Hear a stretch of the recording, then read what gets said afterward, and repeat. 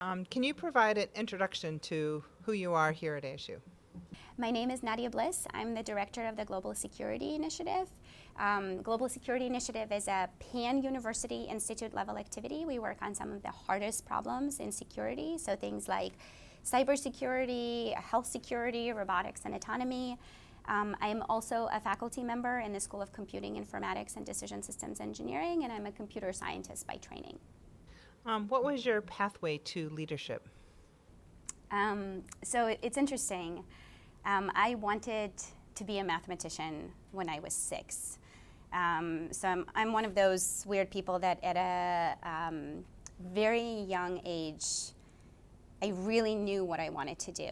But to me, sort of math and computer science and algorithms is really not about kind of individually sitting in a room working on a particular problem, but about solving really big, messy problems. And for me, leadership came really not so much from wanting a particular position, but from wanting to solve increasingly larger challenges.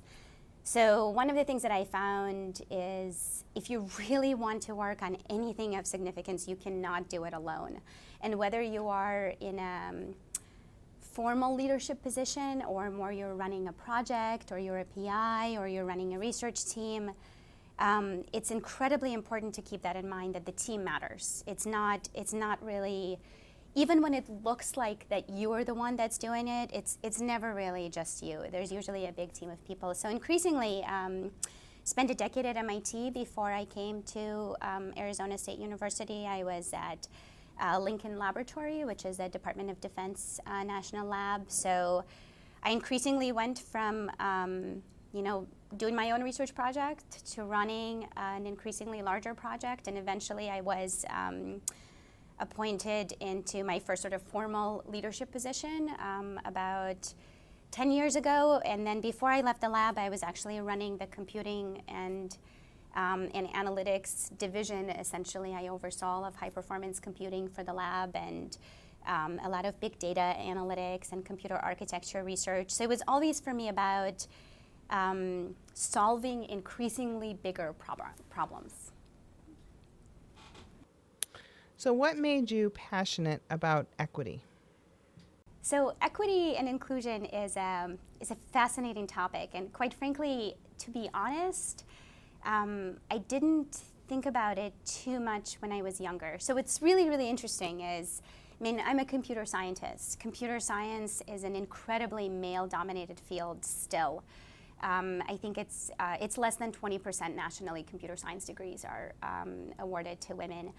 But I actually, I was born and I grew up in what used to be Soviet Union, and the gender balance in the technical disciplines was very different there. There was a lot more women in engineering and what at the time was like informatics. It wasn't really computer science then.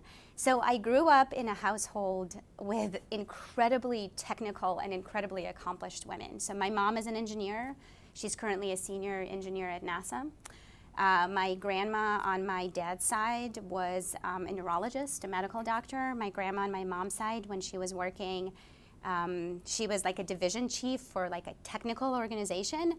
So as a little girl, I never thought that it was weird that a woman would go into a computer science and that women would go into technical leadership. And at a certain point in my career, I looked around and I realized that I was one of the very few people, and it really made me think about representation and how important representation is to achieve equity, to make sure that the women and underrepresented minorities and underrepresented groups get a voice at the table and that voice is heard. And it was really a realization to me. People started asking me, how did you get here? How did it happen? How did you go into this field? How did you advance into the field? So I try to focus on making it as natural, as pure, as natural as possible to the future generation. So I have a little daughter, and we talk all the time about leadership and girly things and technology and chess and math and all of those things. So I think it was this realization that that equity and representation is incredibly important, and the fact that I had at an incredibly early stage in my life it basically was transformative for me. It didn't make me question myself at the beginning. So now you're talking to your younger self. What are some things that you would say to your younger self? I think so when I was little, I mentioned this. I already knew that I wanted to be a mathematician, and I wanted to work in around probably 9th or 10th grade. I kind of knew that I liked the security space, and I've always had a plan. So I think the thing that I would say to my younger self is just be a little bit more patient and a little bit more flexible.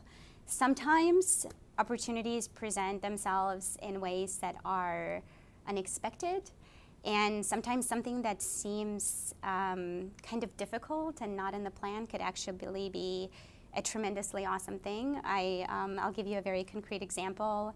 The move to Arizona State University was motivated by my husband. He's a professor in electrical engineering, and at the time of the move, I was quite frankly devastated. I loved where I was and I loved what I was doing, but it has been one of the most amazing transitions, and I have this opportunity to build this interdisciplinary, inclusive organization that works on the hardest problems in security at this completely different scale and a totally different environment, and I've just been able to enjoy so much growth in that space. So, and it wouldn't have been something that I would have seeked out. So that ability to be flexible, and then in terms of patience, it's I think it's really worthwhile to appreciate that what looks like overnight success is usually at least 10 years in the making. So you look at someone and you see them in a particular role and you think, oh my gosh, you know, they made it there so fast, but you don't see all the what happened behind the scenes. And whether it's achieving a leadership position or a major scientific discovery or completing a major project, you get to see the flashy, exciting thing, but you don't get to see the behind the scenes. And I think appreciating that is incredibly important. How do you see your current role in supporting equity? So I lead a pretty significant organization here, and I've led pretty significant organizations in my previous careers.